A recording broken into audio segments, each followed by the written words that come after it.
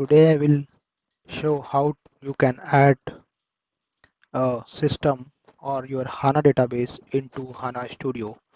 You need to open a HANA Studio first. You will get this screen. If you don't get this screen, on the other screen you will see the administration window. Or if you are in some other perspective, you can always choose to come back to administration perspective from Windows perspective and open perspective, and you can select SAP HANA Administration Console. If this is not visible here, you can go into others and select HANA Administration Console from here. You can select this. Since it is already open, the screen is same. In case you have a different screen, you can go from the Windows and change the perspective to HANA Administration Console. Now I will show how to add a system in HANA Studio. First thing is to click on Add System. For this, you need to understand what is the host name of your HANA database. For me, this is the host name. You also should know what is the instance number of your HANA database. For me, it is 00.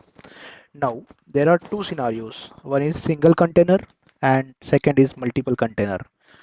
HANA 1.0 is by default up to SP11, or it's by default single container. From SP12 onwards, you have an option of selecting multi-containers or single container HANA database.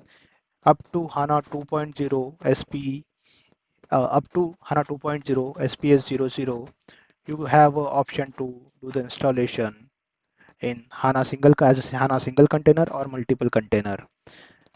But from HANA 2.0 SP1 onwards, there is compulsion that you have to do the installation of your HANA database as multi-container. That is, you will have a system database and a tenant database. In this scenario, we have HANA 2.0 with single container. So I will select HANA 2. I will select a single container radio button. Here in the description, you can give any name, whatever you like. I will say let's build skill. Go next. Put the username and password. For now, I will use system user, which is a admin user, and password. You can do store username name and password by clicking on this, but I recommend not to use this option because whenever you change the password, this on database, you also have to update the store user. You have to update the password in secure storage. Failing to that, your your HANA Studio will try to log in with wrong password, which is the old password, and you may end up getting your user locked. So if you want, you can select that. I will keep it as blank. I will say next. It will give you the options how it is connecting.